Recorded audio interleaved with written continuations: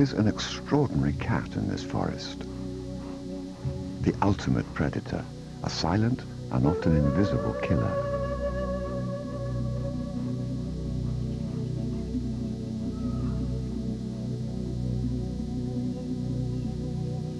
Every leopard has unique markings, but this one has a small round spot to the right of her nose between the two solid whisker lines. This will always distinguish her from the others. This is the story of Lacedaemon, a jewel of the forest, who reflects in the shine of her eyes all the experiences of a life running a gauntlet of death from her very first day. Her story, through the eye of the leopard.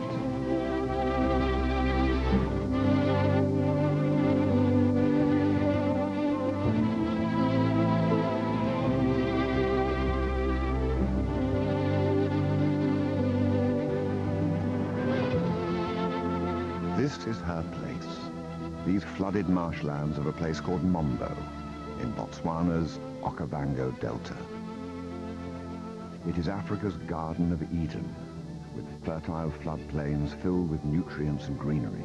It is the very best leopard territory you can imagine, and this is where Lacedaemon must carve out a place for herself, defend her space, and disappear in the mosaic of the swamp and bush.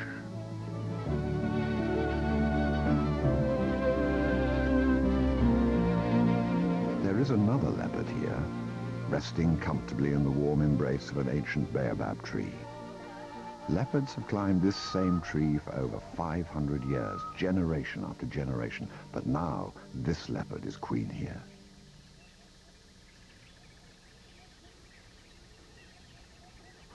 And this is Lacedaemon's mother, a strong-willed leopardess that tolerates no intruders in her piece of Africa. None, that is, but this male. He asks no permission. He's the dominant leopard from the burnt ebony tree to the south, a huge beast who prowls through her territory, and those of 6 other females as well.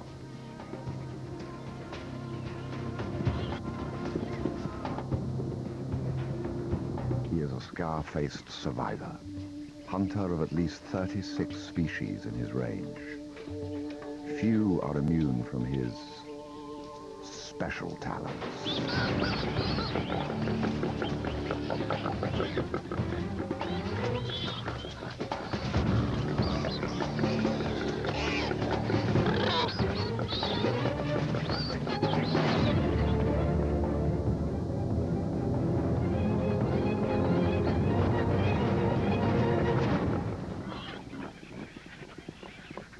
Variety is the key to his success.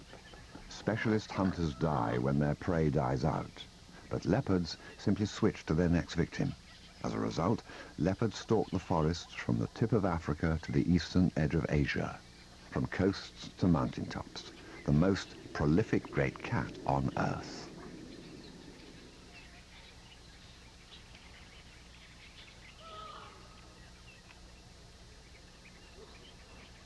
It all started for this cub with the unique spot 3 years ago to the day.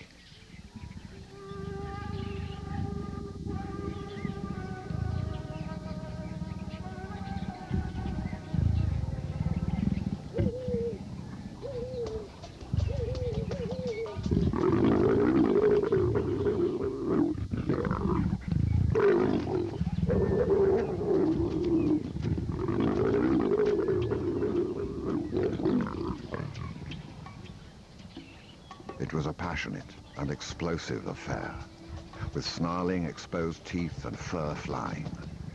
When leopards mate, their intensity shudders through the forest.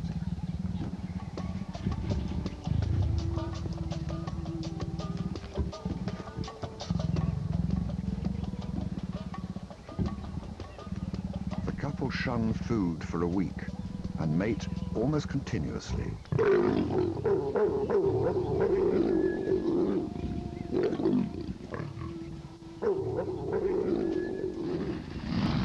And then, quite suddenly, they part company for months, even years.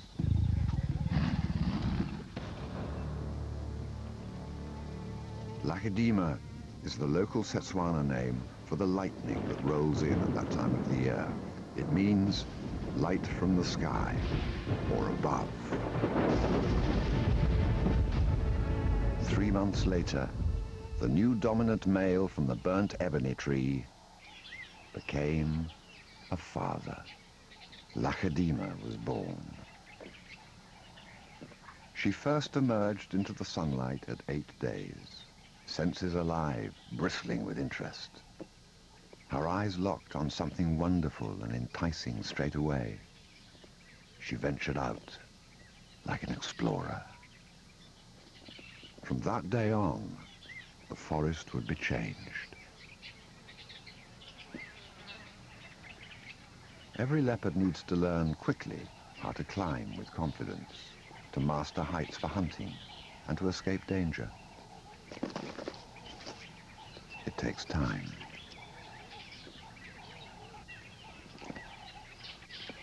And from the very beginning, a cub must draw on that deep inner instinct as a predator, to stalk, hunt, and kill. For the survivors, it is hardwired. The first few days will always determine their odds.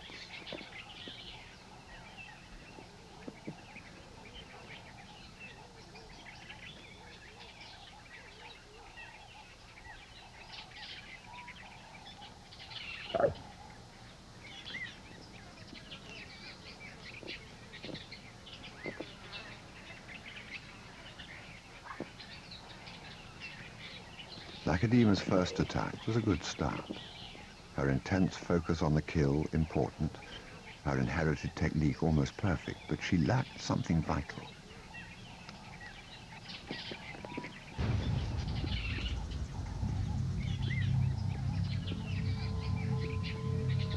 She was still too innocent to understand the obvious signs of danger.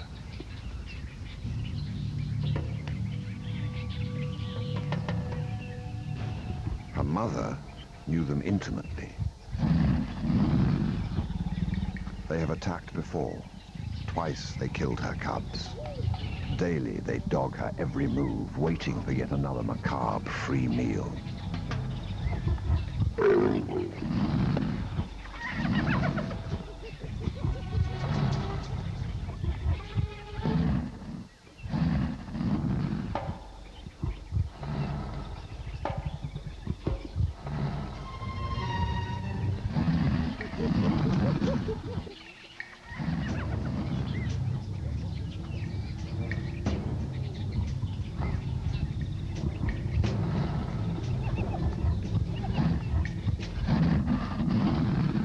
Each time she dropped her guard, they had swooped down. Now, even though she was vicious in her defense, they'd been found, the den revealed. It would just be a matter of time before they came back. All her hopes were now invested in this latest cub.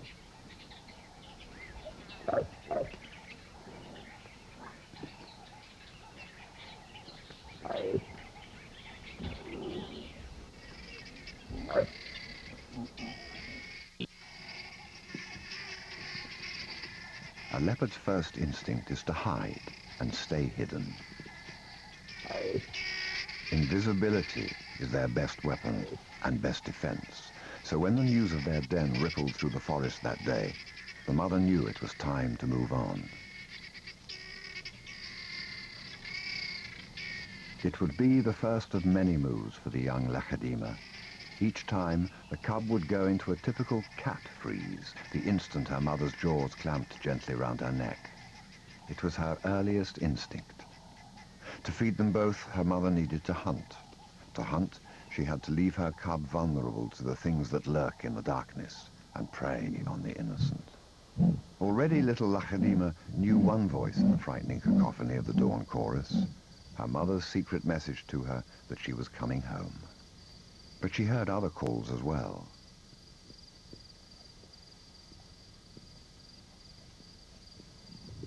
Nearby the den, there had been growls and cries of agony in the night. Some hapless leopard, an interloper himself, had been caught out in the open. A fatal error in lion country.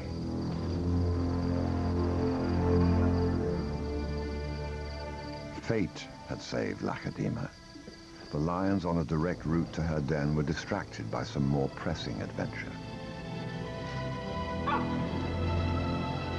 Each dawn was a desperate mission to find her way back to her cub undetected. For a cat that prefers to live like a ghost, running a gauntlet of detection demands almost military stealth and planning. The local baboon troop is the hardest to avoid. Over the years, the troop has grown from a few dozen to nearly 100 members.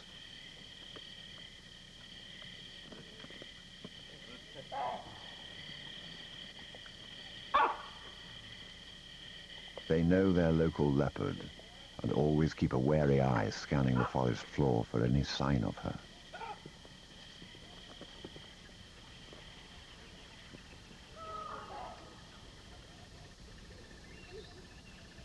So each and every return to the den is a victory.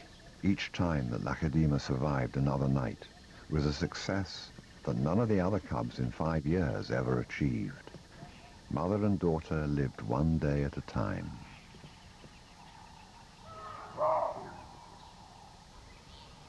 Impala antelope are the staple leopard diet here. They gather in herds of hundreds, but just before the rains, they separate quietly to find private places of the forest to give birth. This glorious fragility is a celebration of all life, and under the constant gaze of over 100 baboons standing guard, few predators can sneak in undetected. Impala rely on this added help and stay close to baboons.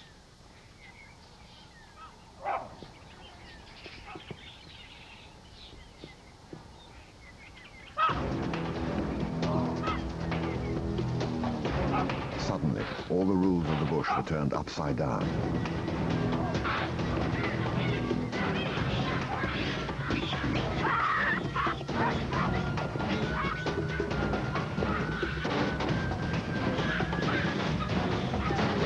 Baboons are mostly vegetarian, adding a few insects or possibly birds when they can get them. But when the alpha male charged in, sinking his teeth into her tender flesh, it was a reminder that there are no absolute rules here.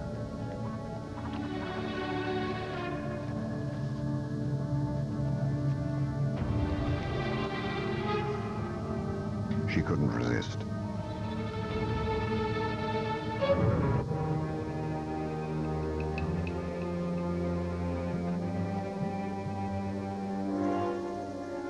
The smell of blood, the cries of anguish.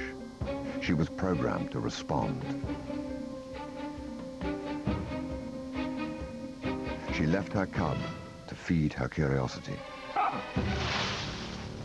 But the kill put everyone on high alert. She had a cub in a new den, exposed in a forest running wild with baboons on the rampage, and a quick choice to make: return to defend her cub or run and hide. Her return led them straight back to the den.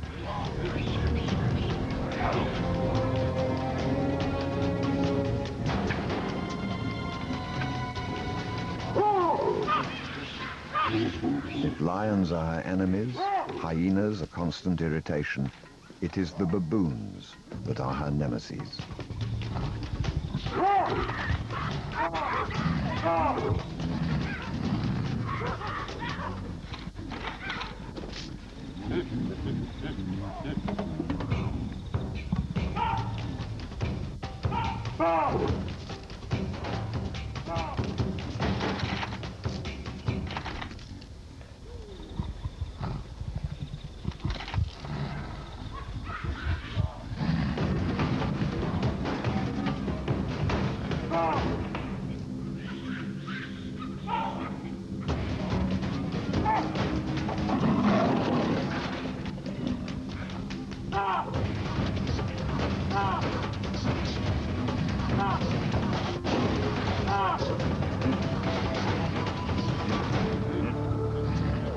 Fortress of branches from the fallen tree held up, despite the baboons' attempts to dismantle it.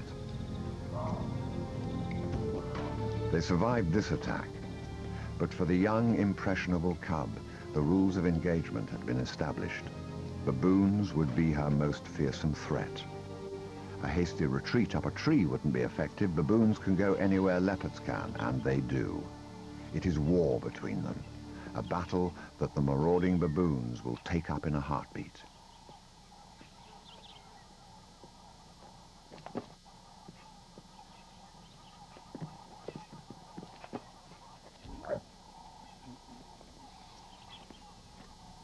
Each experience makes up who she is and arms her for the future. For the time being, Lachadima and her mother could settle as the tension dissipated, mother and cub alone together. Lachadima safe in the soft folds of her mother's embrace.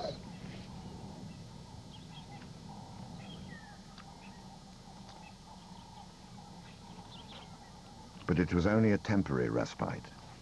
Now that the baboons had found them, they would visit this spot regularly, just to make sure. The second den was no longer safe. It was time to move on again. That was nearly 3 years ago. And yet, as Lachadima looks out across the forest, the distant bark of a baboon still sends shivers across her skin. Somewhere across the forest, her mother is ready to move.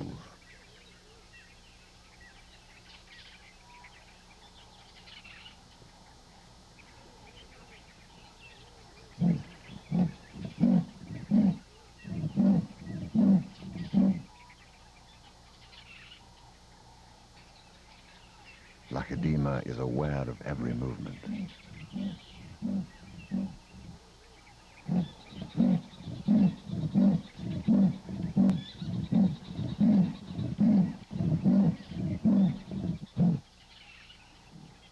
Something is wrong.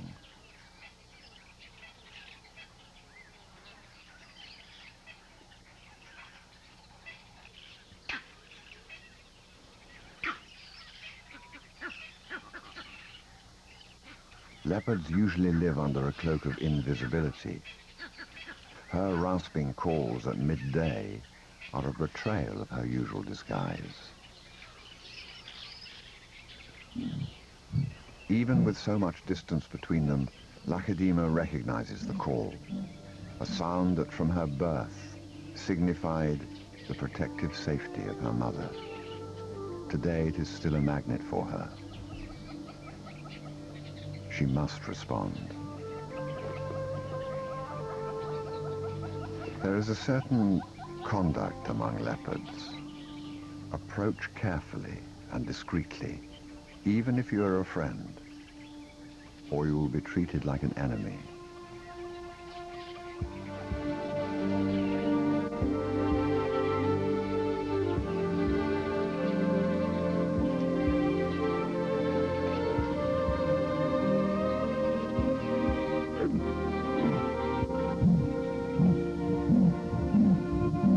Lachadima bides her time, careful not to give herself away to the forest, but slowly heading north towards the calls, towards a meeting that might change her life.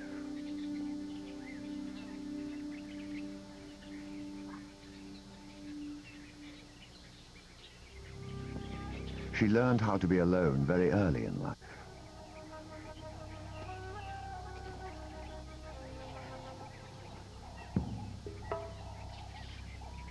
When she was 3 months old, Lachadima was already on her own for days at a time. It was a huge risk. At that age, cubs are desperate to see the world, and Lachadima was no exception. The slightest movement nearby of anything even vaguely her fighting weight was fair game.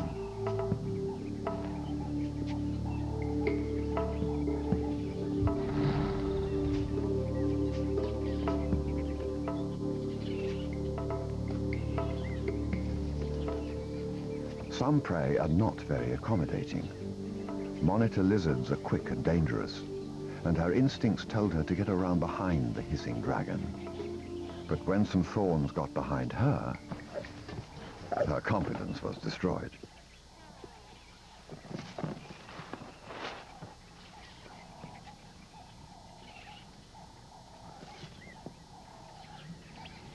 Lacedema wandered off further and further from where she had been left.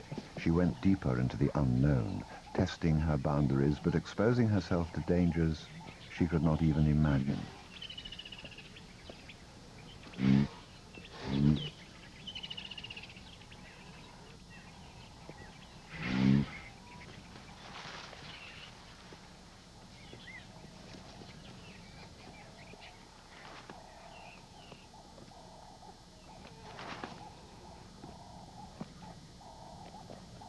Her mother had lost 2 cubs like this before, lost in an impossible maze of fallen trees and thickets, or snatched up by some passing opportunist.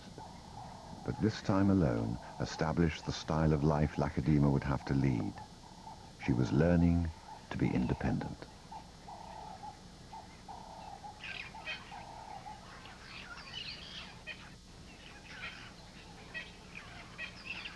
The calls from her mother had stopped, but Lacedema can feel her presence. A distant monkey alarm pinpoints her, the bird suddenly taking flight. A sudden silence, all clues that she doesn't miss. She turns north to intercept her.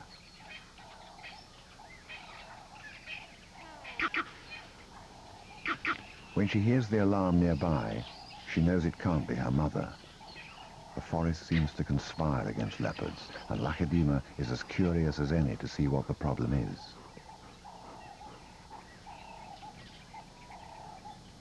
Monkeys litter the forest.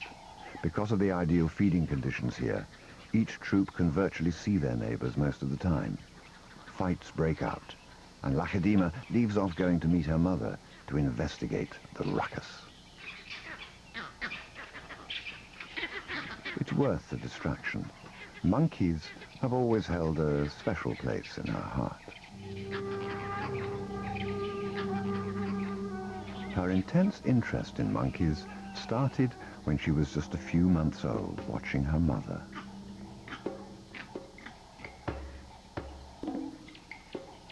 To catch a monkey is nearly impossible. It is a mind game, a careful calculation of how to get to the taunting little apes.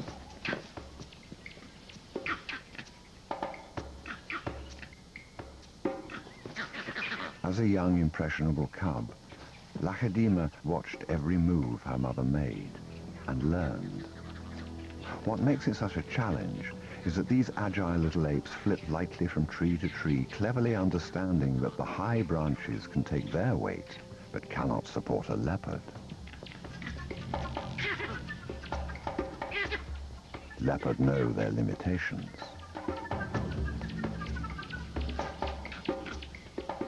The cub's keen eyes and pliable mind had watched every move in this three-dimensional chess game. With pawns that can leap from tree to tree 80 feet up in the air, and a queen wrestling with her next move.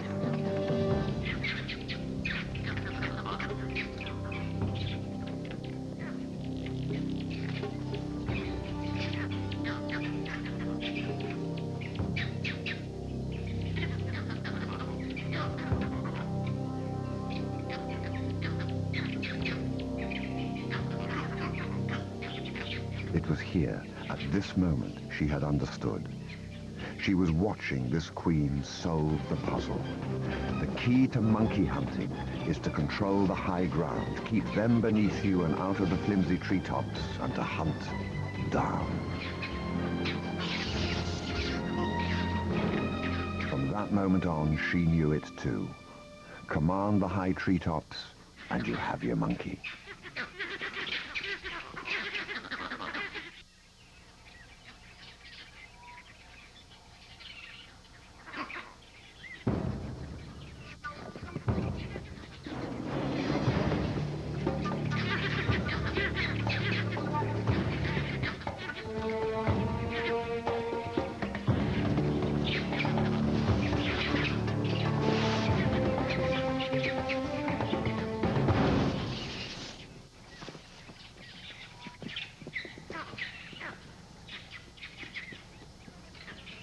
Leopards have an uncanny ability to visualize an ascent in an instant and mentally plan each foothold before they leap up a thorny tree trunk with a near vertical incline, all while holding a dead weight in their jaws.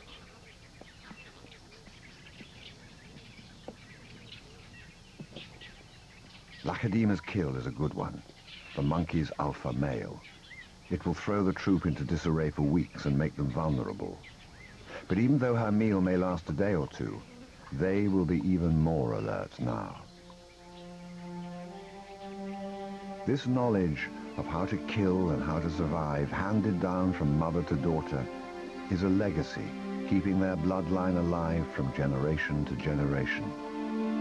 Lacedeema is the only surviving cub of this territory, chosen by fate to continue that lineage forward.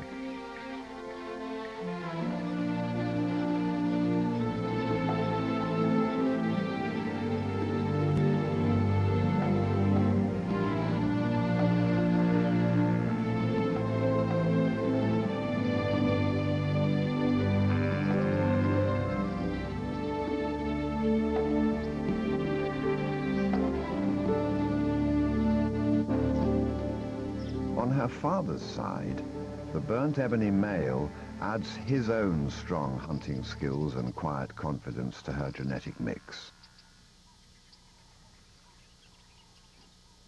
His bigger body weight allows for a wider range of hunting than she can manage.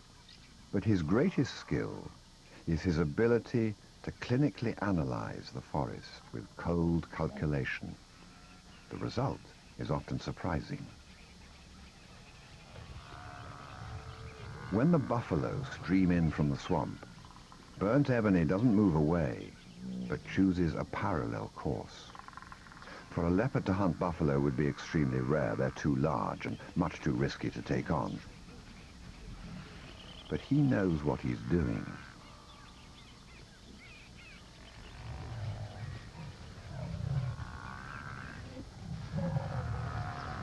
In this part of the world, the dust kicked up by a herd is a flag fluttering its signal to every lion in the area.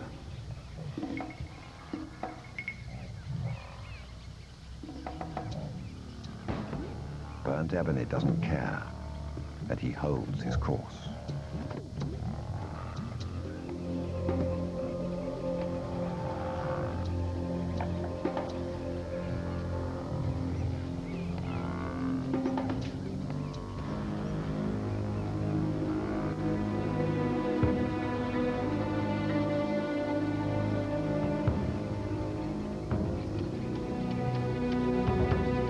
Usually leopards bolt at the first sign of a lion, but when he strolls on with little more than a glance over his shoulder, his confidence unnerves the lions.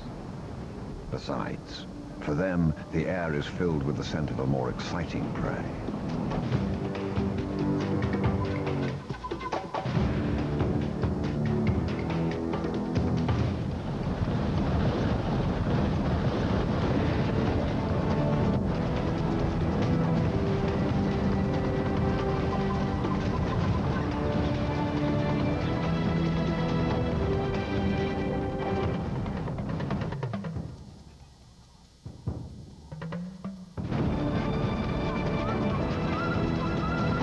His eyes miss nothing. His ears scan for the faintest clue. The stage is set. Impossible prey, the area's largest predators, and a chaotic killing field. This is exactly what burnt ebony has been waiting for. But he had better beware. The hallmark of a leopard is his sharp mind and instincts, cunning stealth, and his cold calculation.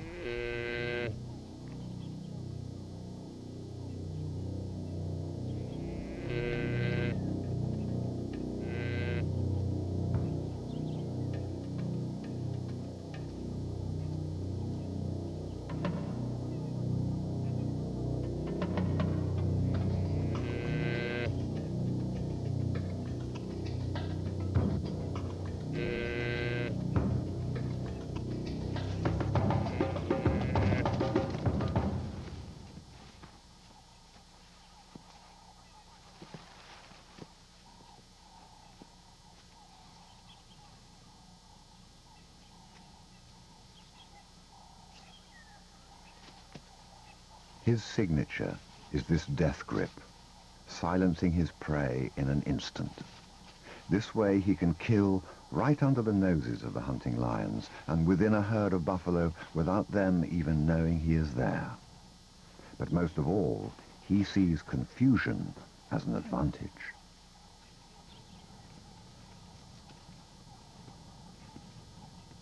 Adrenaline-pumped lions can sense that somehow they have missed out on something. But burnt ebony has spirited it away. The slightest smell of blood on the air brings out the piranhas of the bush. But leopards can hoist twice their own body weight vertically up a tree, so the baby buffalo takes little effort.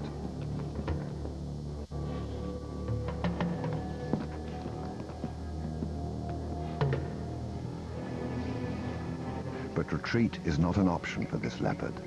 He is always ready to turn and confront and growl his warning displeasure.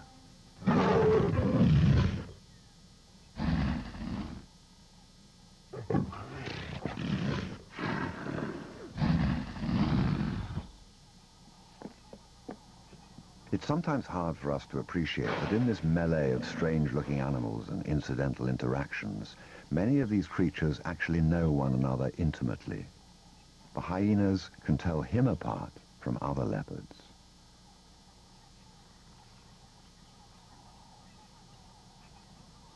Lacedaemon has inherited some of these traits from her father. But the hyenas and lions here don't treat her with the same respect. It's a lesson she learned early on in life.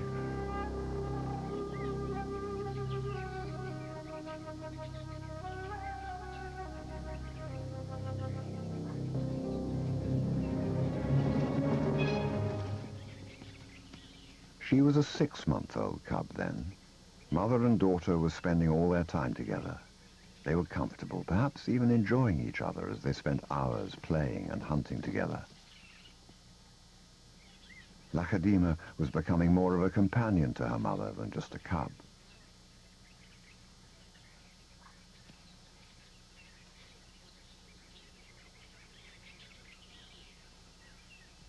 On this day she was being shown the boundaries of the territory, and everything was new for her. It was her first wet season. Butterflies and flowers danced in front of her eyes, luring her off into the forest, further and further from her mother.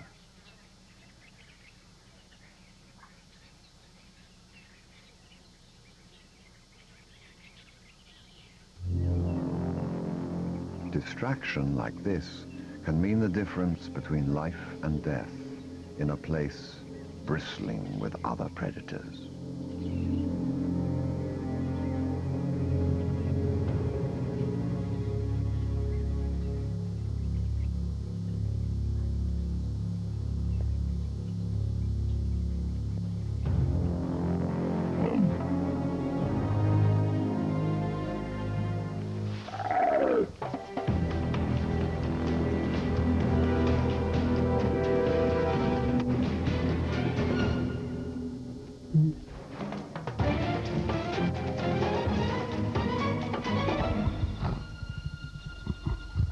Fortunately for leopards, the lions here are too bulky to climb trees.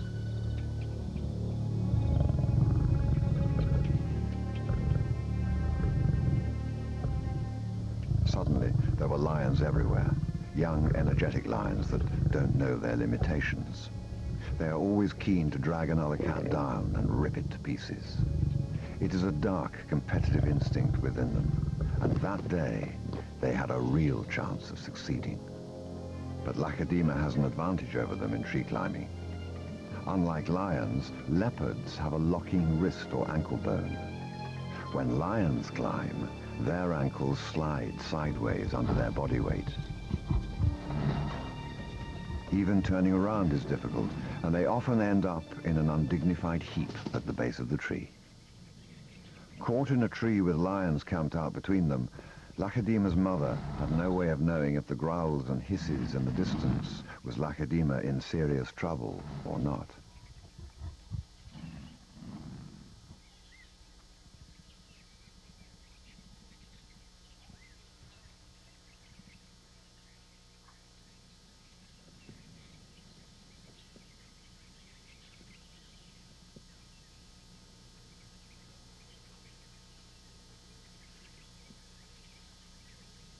Lachadima's mother decided to risk all to get to her cub. Too much excitement for one day, and the lions barely noticed her discreet exit.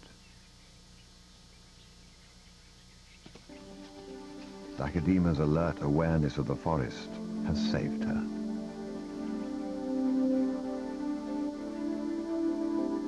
Together at last, the crisis avoided, mother and daughter released the pent-up tension that staring danger in the face always brings.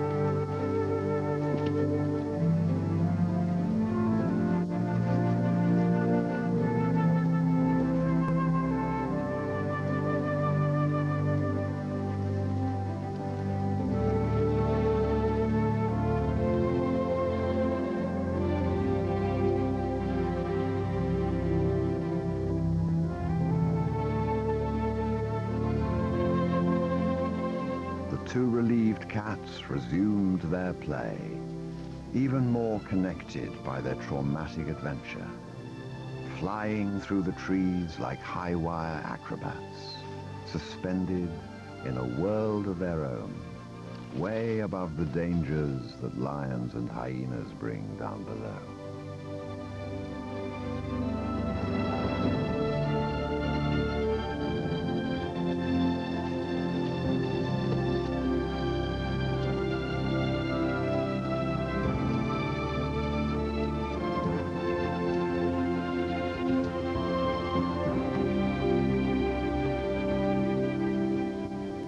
Lions or no lions, this was their time to be together.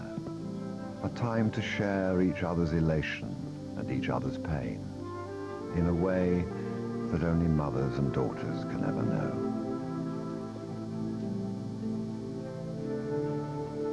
Each day, Lachadima was adding small pieces of knowledge to her arsenal, emotions that would guide her through life.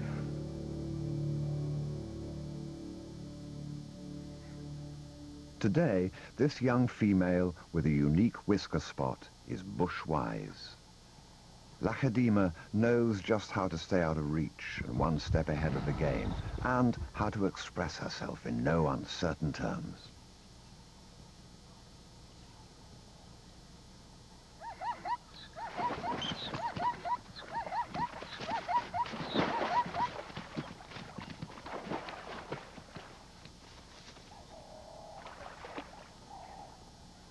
Those early games have taught her how to slip up and down trees in a blur of movement and to know her escape routes well.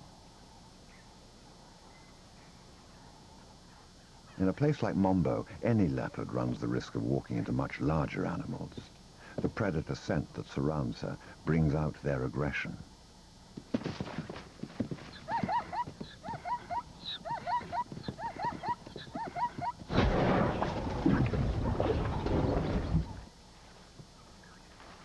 Almost everything chases a cat here, especially a small one like Lachadima.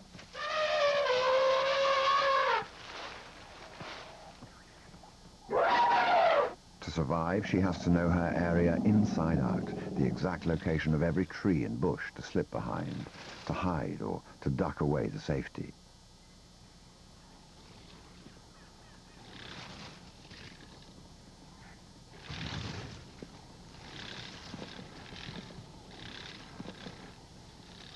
She knows each palm thicket, almost every shadow, like a road map for survival imprinted in her mind's eye.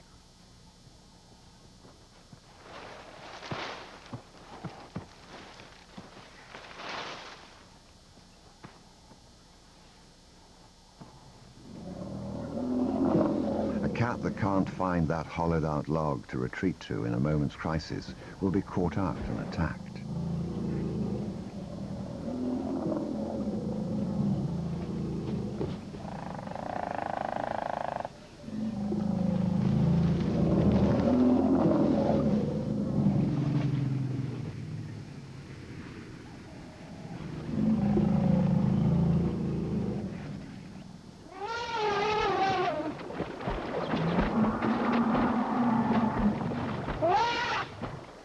But this is her world. It is her place of comfort. In trees, she has run up 100 times or down paths, led only by familiar scents. Her beautifully patterned fur is like a cloak of invisibility. But one creature in the treetops always sees through her disguise.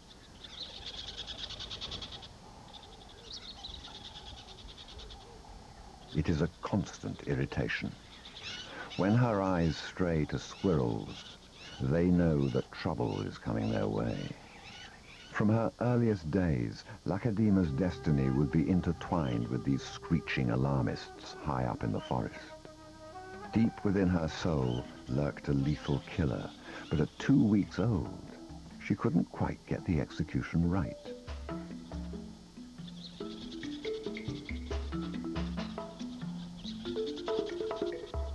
The mind was willing, but the legs were simply too short.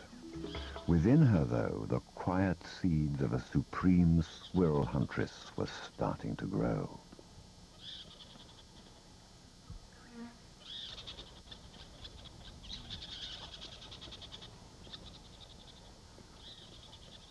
They taunted her for months with a continual stream of insults from above, and she had had enough.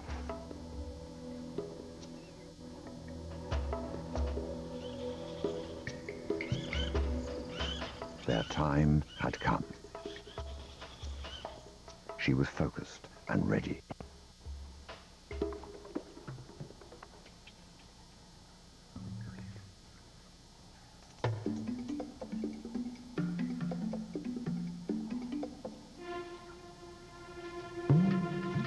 At 3 months old, she was agile enough, no longer afraid of heights, and ready to take her small fight to the battlefield.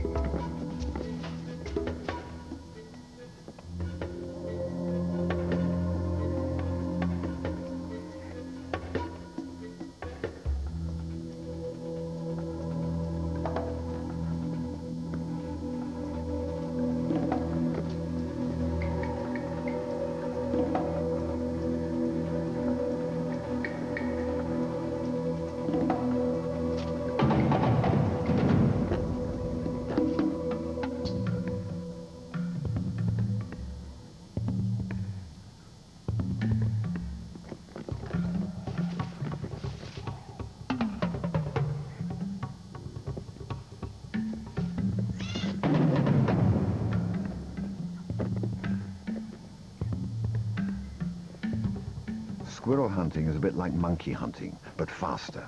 It's like unlocking a series of puzzles all joined together, a game of aerial hide-and-seek. Every nerve in her body danced with the anticipation of her first kill, alive at that moment of death, hungry for her initiation into the world of predators.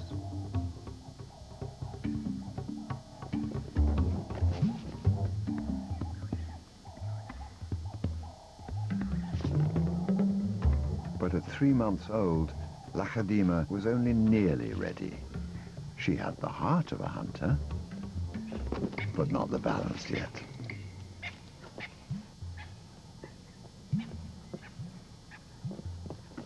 She had the eye of a leopard, but not the best appreciation of her growing hip size behind her. She'd have to wait a while longer for that first kill, but she'd come close, and the chase had inflamed her passion for the hunt and for squirrels. Things were about to change. Lacedaema is the most deadly squirrel hunter in the entire region.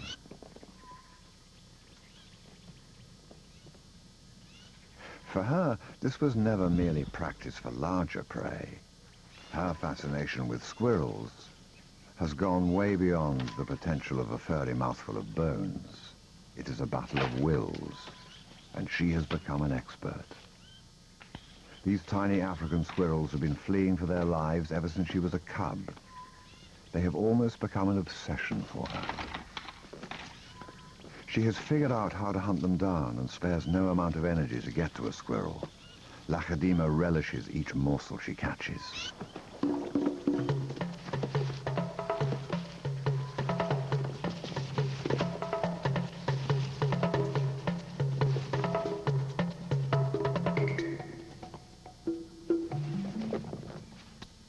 In the past 3 years, she must have reduced the local squirrel population by at least 300. It is a passion for this leopard.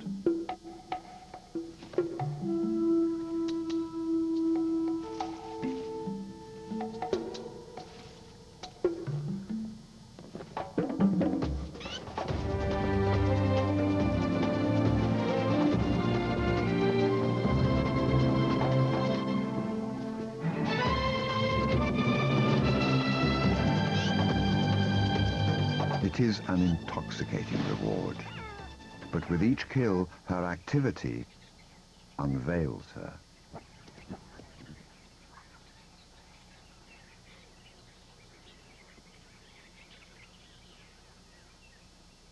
She hates being seen. All leopards do. When one animal sets off a general alarm, it ripples through the forest, warning all of them. And yet, it is a rare moment to glimpse a ghost out in the open before it disappears into the ether.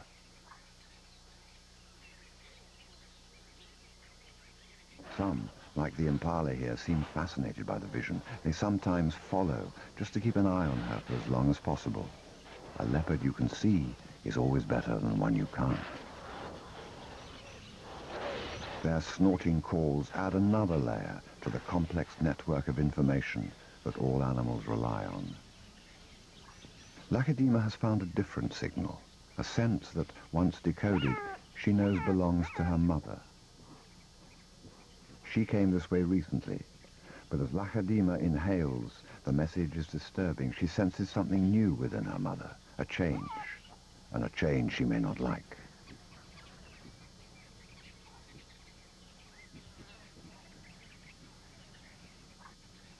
It is piglet season again. She'll interrupt anything for this.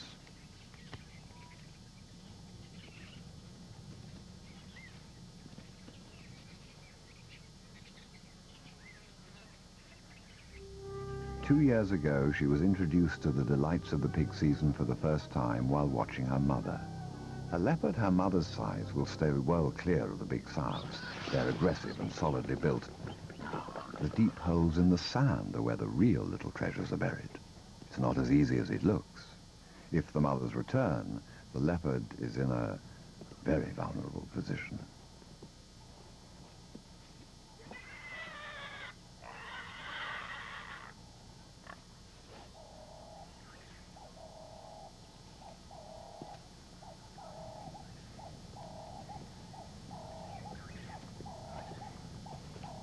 Her mother was expert at this kind of hunting. The strange and unfamiliar meat needed to be tasted to be appreciated, but this harvesting of warthogs registered in her young mind as a very easy way to get the most succulent meal in the bush. And one by one they were gathered up that day.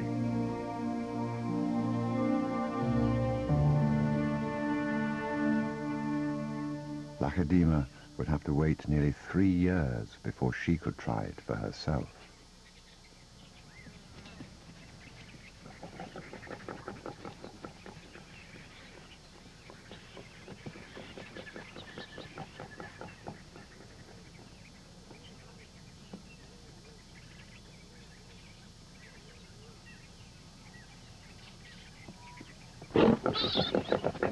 She's too eager.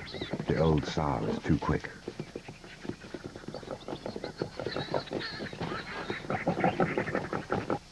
Mistakes may be one way to learn, but they are also a way to die.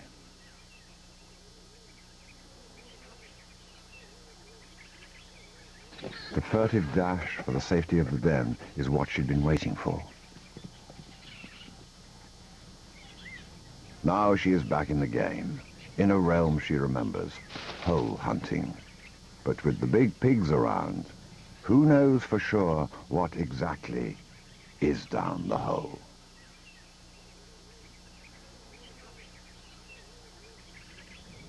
Lacedaema now has a piglet exactly where she wants it.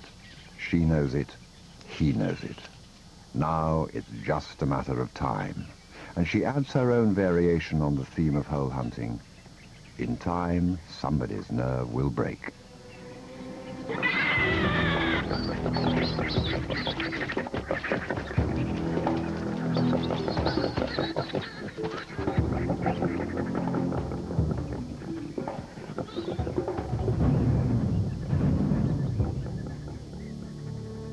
It is her first warthog kill, a real hunt, not just the deep hole collecting that her mother taught her, but a running attack.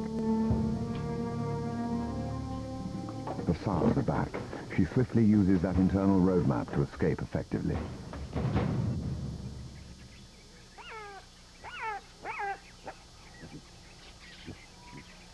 And behind her, she has left enough chaos to open a chance for yet another opportunistic attack.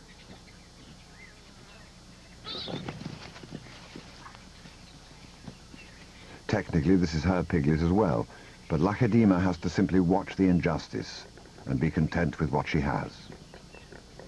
Warthogs often mount brave rescues of their young, but the jackals killed today only attracts 2 young males.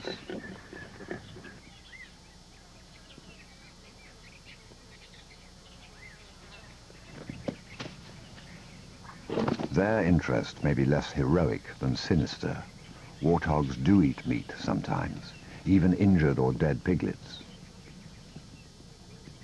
Eventually, tension eases, and the forest seems to relax again.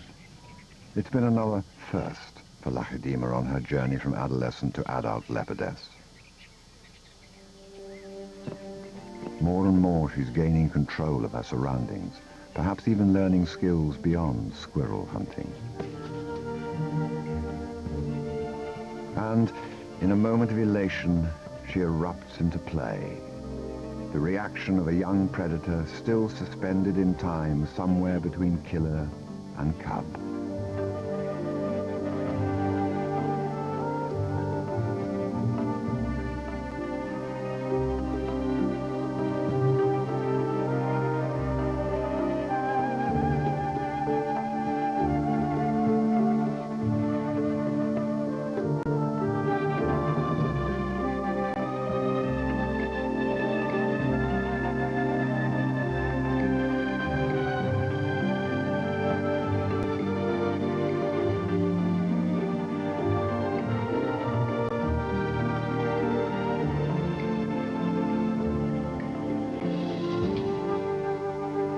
That distinctive spot of hers has blood on it. And as always, she is being watched. All it takes is a glance, a perfect vertical ascent.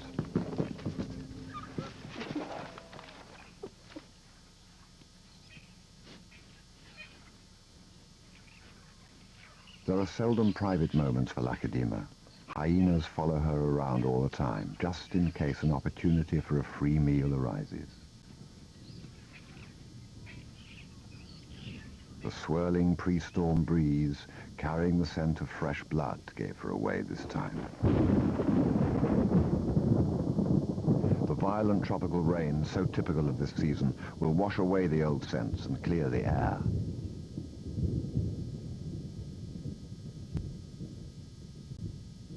The renewed forest will be like a fresh canvas for nature's art. It will also wipe clean any sign of her mother, and Lakedima will have to start her search again.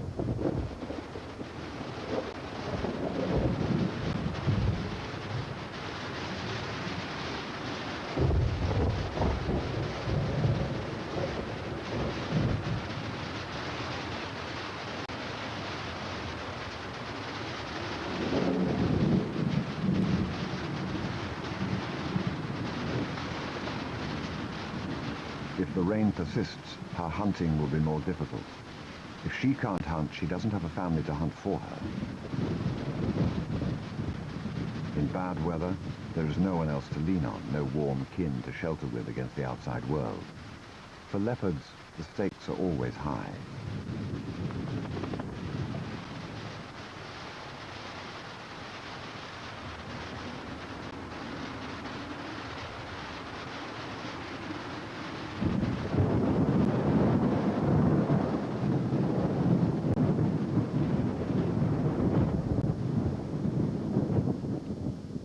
Lakedima is not alone. Another leopard, right in the heart of her territory. She has moved in under a cover of rain. Once again, Lakedima transforms. She bristles with indignation, ready for battle. What she doesn't know is that this is no ordinary fight. This will be the fight of her life.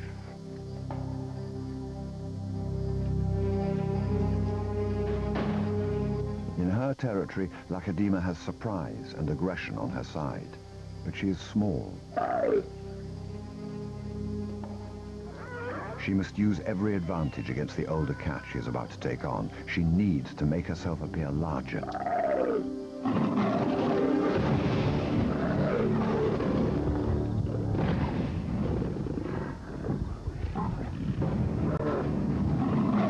The intruder's attack is confident and clinical, much faster than expected. Unfortunately, it is a case of mistaken identity. This is no intruder, but the queen of all this land. She has just challenged her own mother and has taken a beating as a result.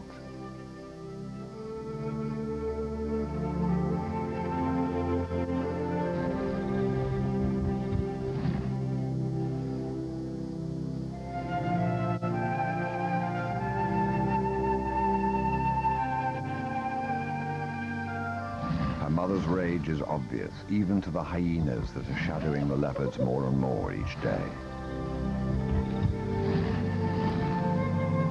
It is a rage born from a daughter's insolence.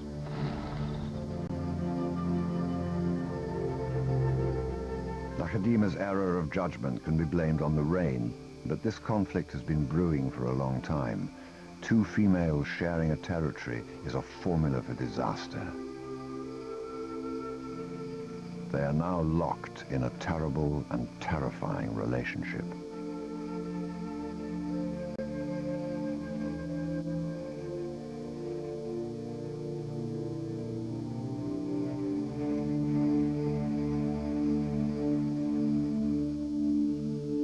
If Lakedima is to be allowed safe passage here at all, she will have to be very careful about these meetings in the future, or the violence between them will only escalate.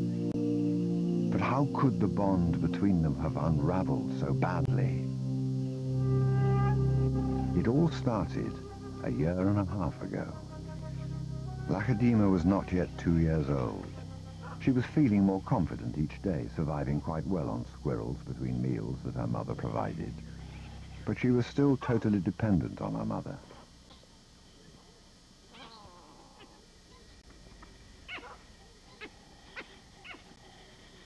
Nearly 2 years after the traumatic baboon attack on her den, she was well aware of the dangers of being seen by the troop.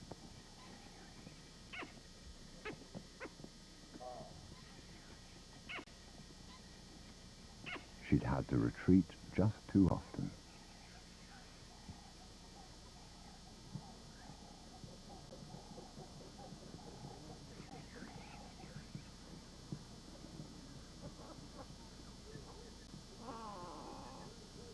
The distant calls of baboons still made her skin twitch, an instant reaction to run and hide, while the baboon troop was secure in its success in scaring their local leopards into submission. The brew of hormones and well-exercised instincts boiled inside her and forced her forward.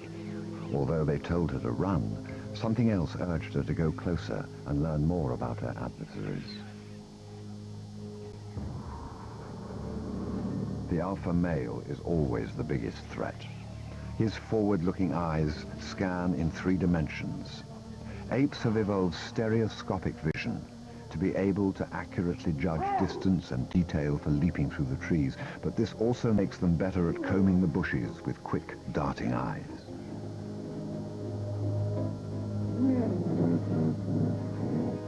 They're intelligent enough to piece together an image of a leopard from small bits of information. The shape of an ear is enough for them to assemble an image in their minds and scream an alarm and bring the alpha male closer to his ambition to kill a leopard.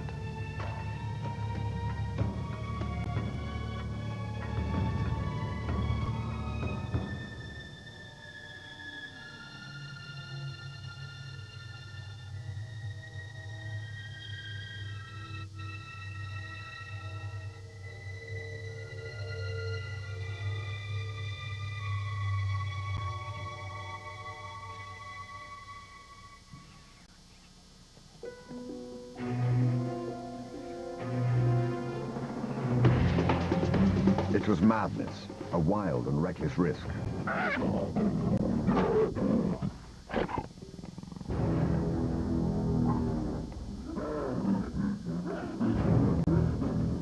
But by some miracle of fate, Lacedaemon silenced the baboon before the enormous troop could notice.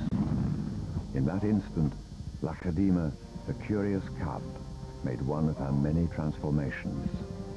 She was suddenly a slayer of her most feared enemy.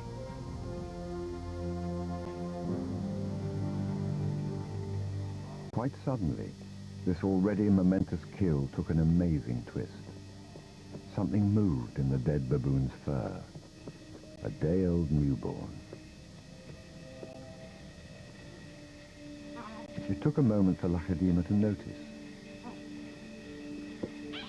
She's always been curious.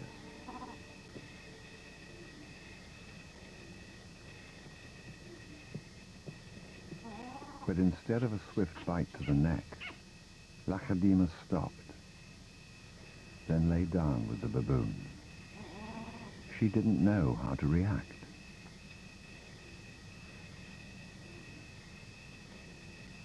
Hyenas would normally send her scurrying for the trees, but this time, she gently lifted the baby to safety first.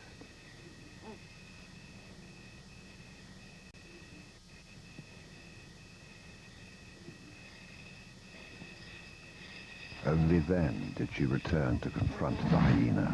It was an aggressive defense, protecting the baby, not defending her kill.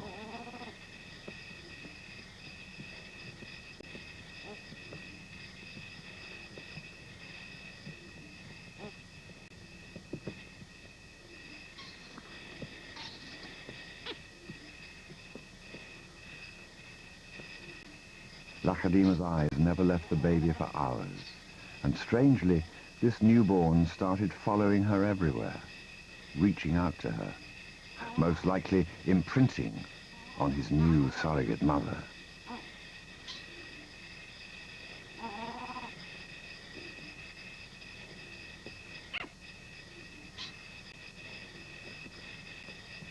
And Lacedaemon seemed to be caught up in her own internal conflict. A young leopard at a confusing crossroads of life, torn between being a predator and an inquisitive cub.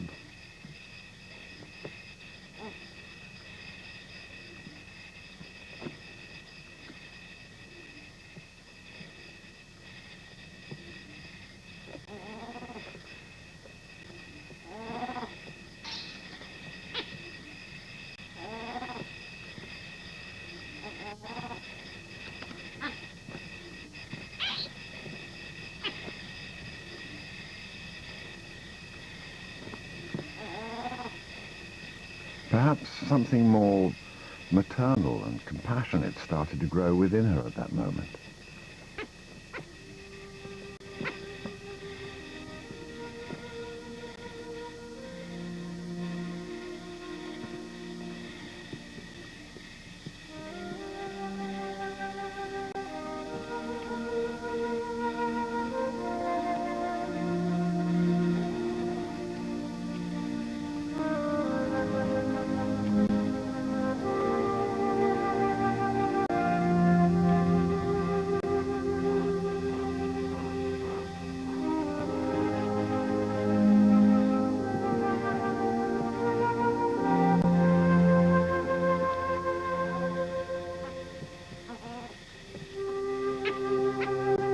Finally, both settled down to sleep, exhausted by the event, cuddling for hours against the winter chill.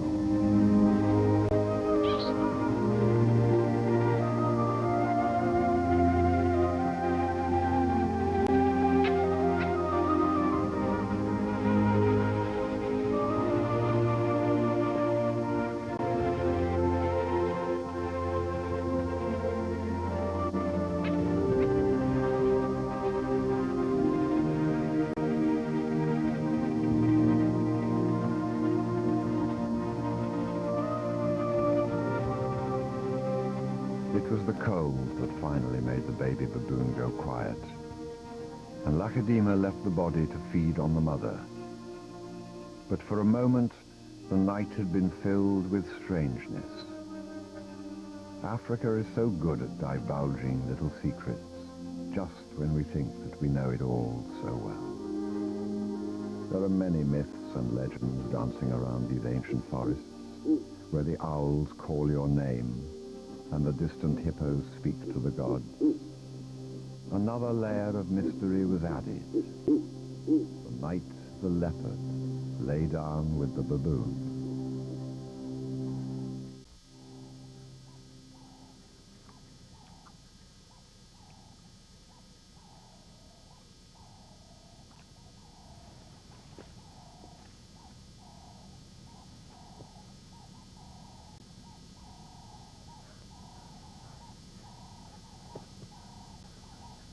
When her mother came back from her own hunt, Lachadima had quite a surprise waiting for her. She could smell blood and knew that the baboons had been through.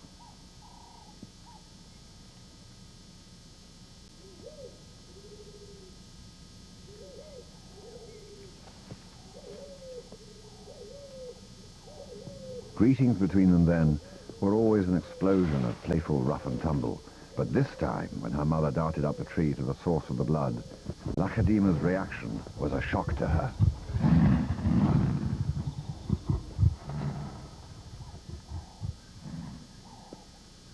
It was a vicious attack. Her mother's surprising retreat was perhaps a recognition of that turning point and Lachadima's right to defend her own kill.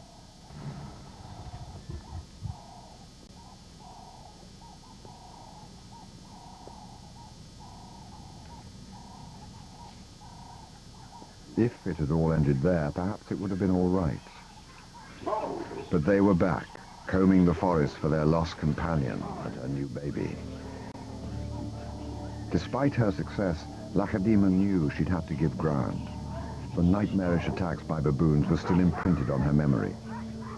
She had the confidence to defend herself against her mother, but not against the baboons. She abandoned her kill.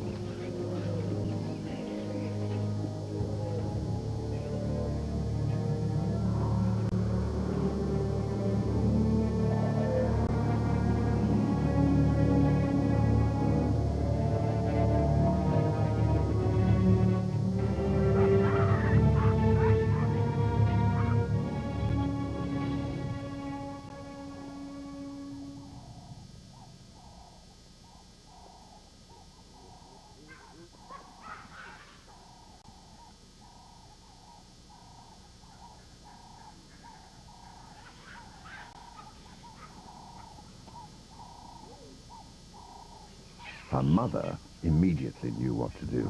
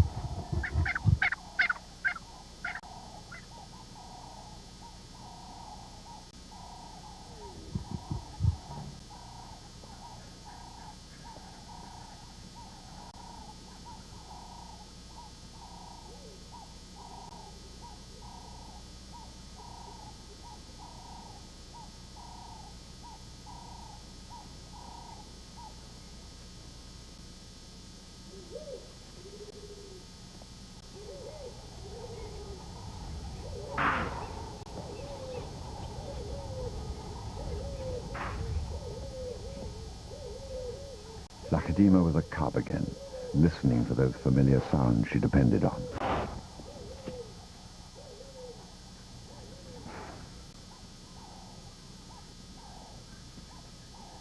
Over the past few months, her mother had collapsed a few dozen impala like this, swiftly and silently, without a great deal of fuss. Lachadima seemed to have an inner sense and understanding of her mother and her actions, as if they were connected by some secret language.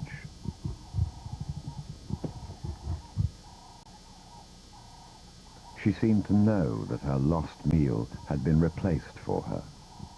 But now she was truly testing the relationship.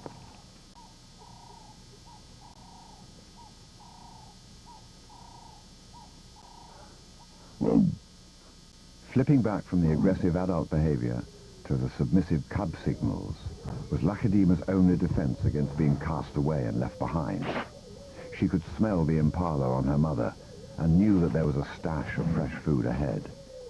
A mother's bond to her cub is often elastic, especially at this time when she is tied to the survival of her offspring, but starting to feel the tug of becoming a solitary cat again. Although it had been Lachadima herself who had signaled this new era of their lives, she seemed reluctant to leave her mother's protection. All that it now needed was one final push. The smell of blood again. Leopards have a powerful ability to pinpoint the source of the smell as delightful to them as fresh blood or meat that is starting to turn. Slipping back into her role as cub to be provided for, she didn't wait to be invited this time.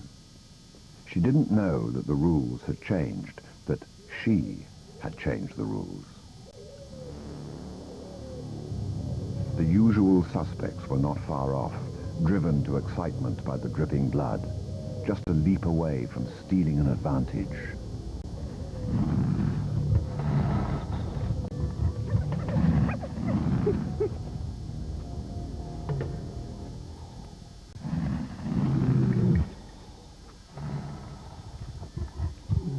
Hyenas snapped at them, and Lachadima's decision to move the kill seemed like a good one, but it was nearly double her weight.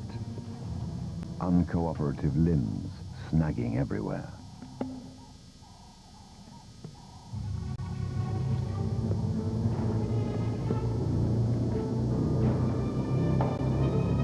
Claws clutched, desperately, frantically. It was a mistake. In leopard terms, maybe one of the worst you can make when frustrated hyenas are just waiting for that familiar thud of wet meat on the ground.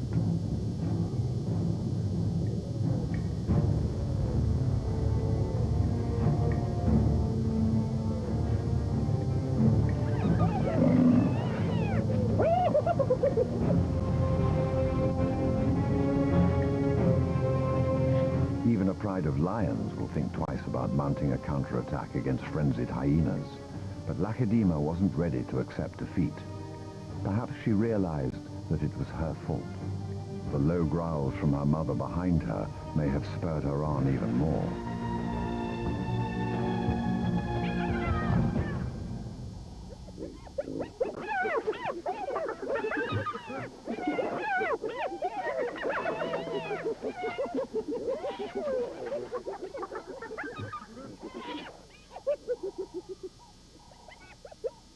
The lone hunter needs to cut its losses sometimes and stay fit for the next hunt.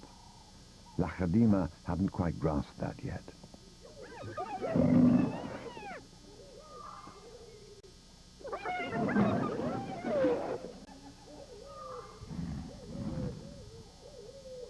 Her mother, as always, understood perfectly.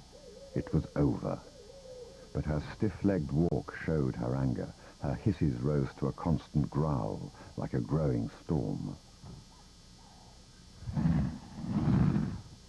Her exposed fangs were a clear signal that this leopard had been pushed too far.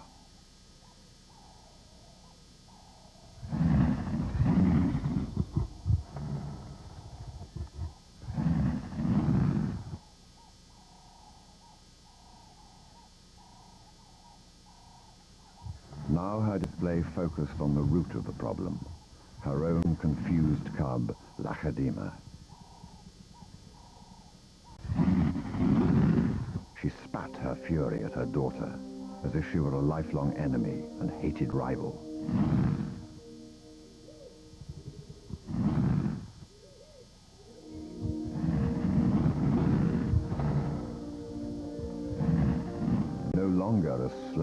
baboons or heroic defender against hyenas, Lachadima regressed to submissive displays in a desperate attempt to stop the frenzied wrath of her mother.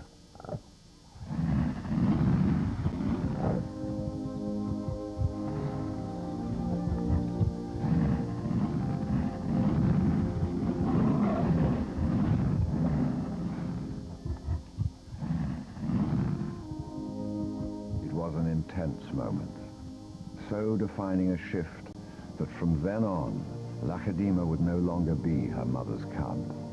It was over. They both knew it.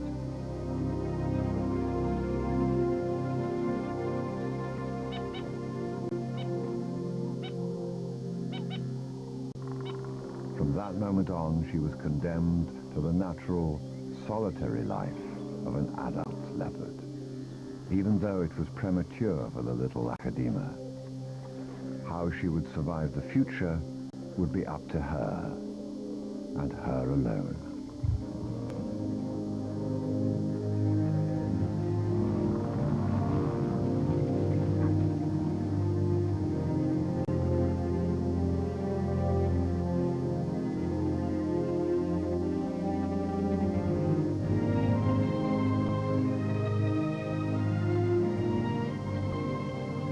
And that is how her childhood ended. And that is how it is today.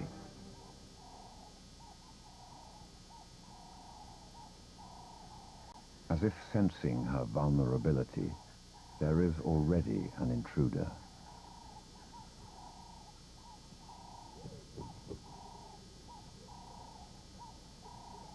She's been aware of him for months. A slight pungent scent against a palm tree. The easily followed trail from scent glands in his paws. The odd, unaccounted-for warthog kill left half-finished in the fork of a tree.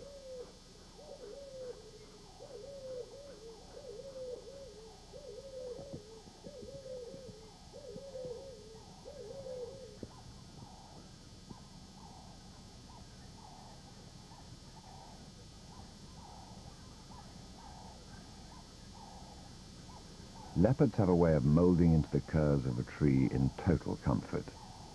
This young male oozes confidence. She's known he would be coming closer sometime, and now he has caught up at last.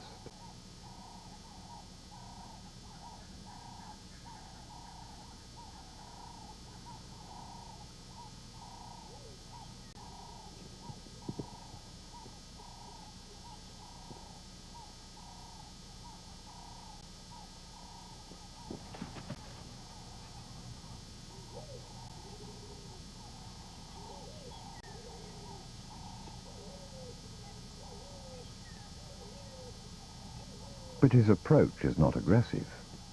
In fact, he takes his time to limber up casually in her territory. It is a display intended for her, to convey his total confidence.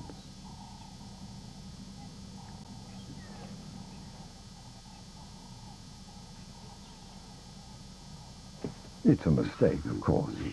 His flaunting moves only attract the attention of the local baboon troop and their meat-eating leader. These baboons have had years of practice harassing leopards. This time, the alpha male doesn't quite get the reaction he's used to. His acrobatic threats start to attract the whole troop now. The battle cry goes out. Leopard. Lachadima has heard these blood-chilling calls before, but always on the receiving end. She has never seen a leopard react with such disdain, with so little fear of her old enemy. And thanks to the years of intimidating Lachadima and her timid mother, their confidence is still running high, for now.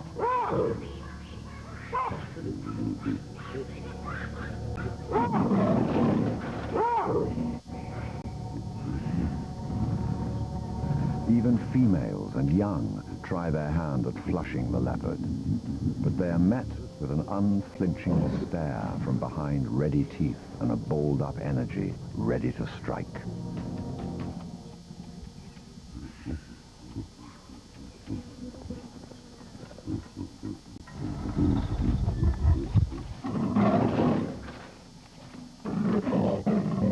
This confidence rattles them. Instead of driving home their attack, they stop short. Any leopard they know would expect to be mobbed and ripped to pieces. But they can sense that this one is a stranger here.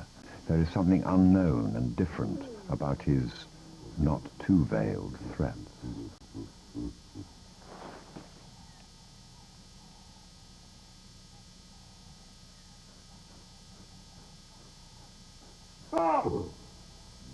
As the baboons make a discreet withdrawal, she makes a less discreet approach.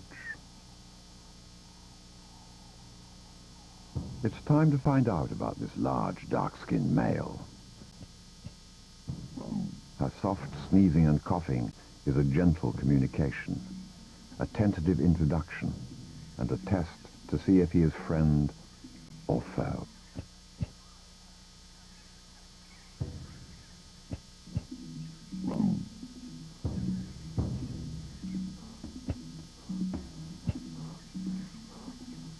He isn't her enemy, but this young male carries a deadly secret within his genes.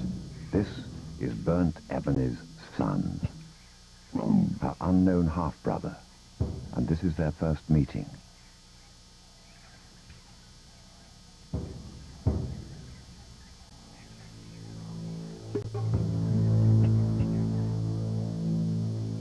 If she encourages him now, it will change her life and possibly alter the outcome of a long line of female hierarchy that only she carries. But something just isn't right, and she bolts.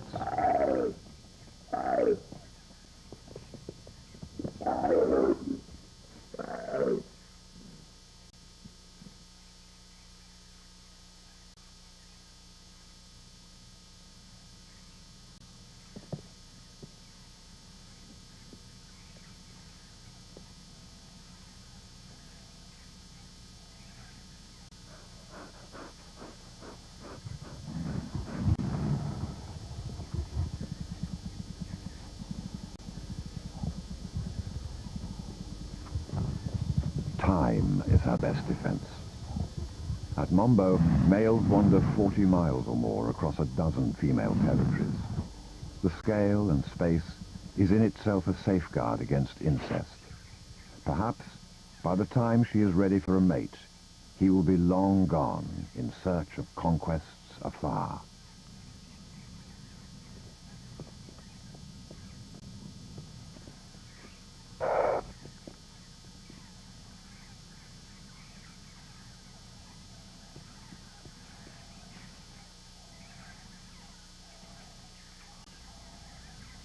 One last rite of passage remains for Lakedima. No leopard has genuinely come of age until they have killed an impala.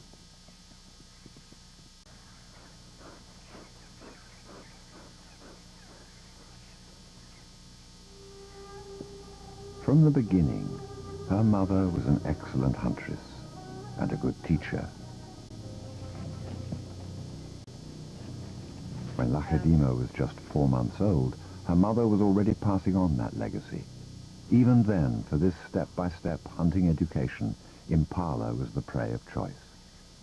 It was a vitally important introduction. She could learn a lot from a dead animal, relying on her play instincts to pounce and attack. But it was only with a live animal that she was going to refine that and see a real example of what it means to hunt.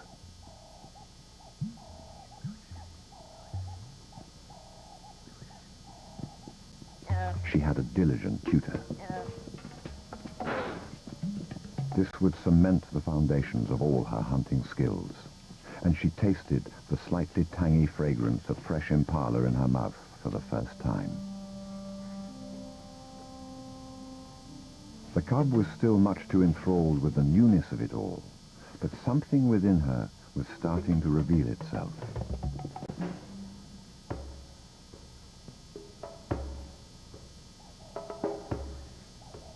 Lacedema was beginning to understand the chase, even the catch. She recognized that something else was needed, but her mother wasn't helping her understand. It was a confusing and hard lesson to learn. Those first moments of innocent understanding are exquisite. The beauty of innocence is in its total acceptance of life and death in equal measure. The cub's apparent harshness is no more than the continuation of a process that has been going on since leopards first evolved 3.5 million years ago, a process that builds predators. Something triggered inside. The chase and the catch were merely prelude to the kill. 3 years of practice have deposited her here now, watching a male impala, her biggest challenge yet. This will be her final test. Coming of age ends here. This is where she earns her birthright.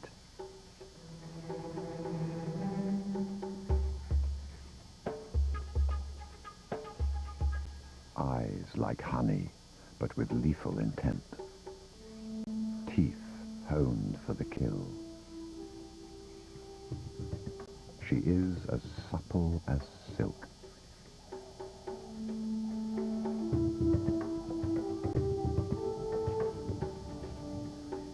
A magical coat of fur turns her invisible.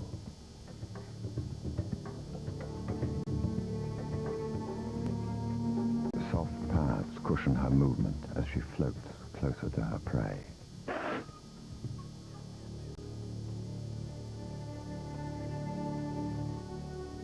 She is focused now, a product of her instincts, her experience, and her intelligence. She is ready, the genetic pinnacle of millions of years.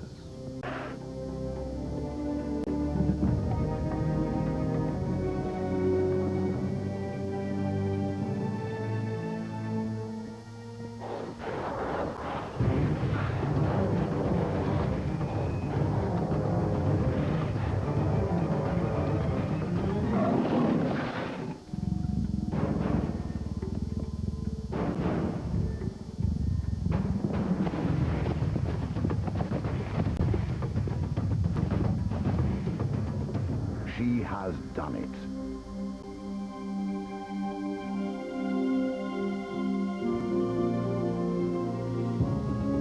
She can survive now, thrive anywhere, a living ghost of the forest. She is a leopardess at last.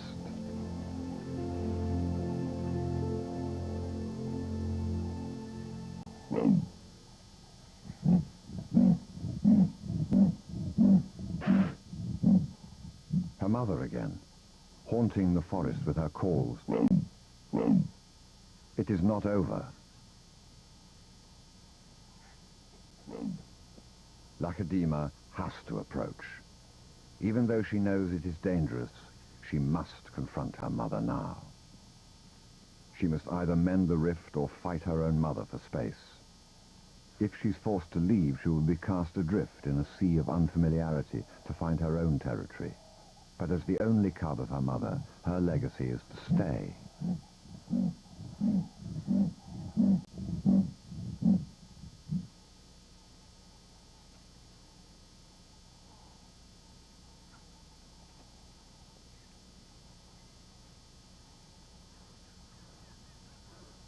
Just beyond the ebony forest where she herself was born, Lacedema sees her mother. It is a fitting arena for this final confrontation. Then her mother uses that special call of hers again, a disarming call for Lacedema. It's been a secret message between them since she was 8 days old. It makes her hesitate. This isn't the aggression she anticipated. And then she knows. This secret call is not hers anymore. After all this time, 2 new cubs. This changes everything.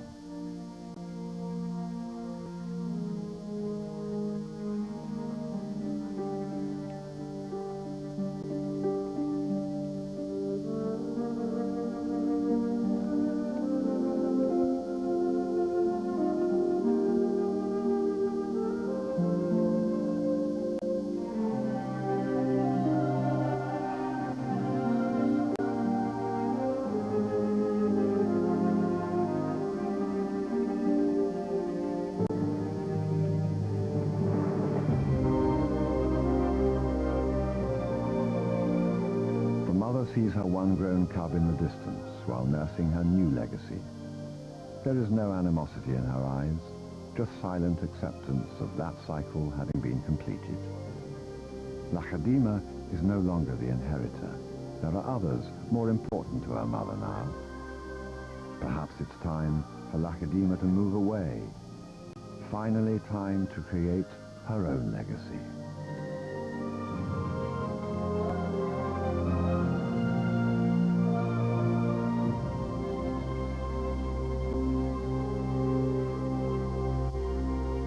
We admire them, we fear them. They are our wild side, the hunter's spirit of our dreams. We share an ancient past with these great cats that we are now so determined to extinguish. And yet, like the reflection in those amber eyes, our fates are linked. If those eyes close on us forever, the world will be a sadder and less wondrous place until we too suffer their fate.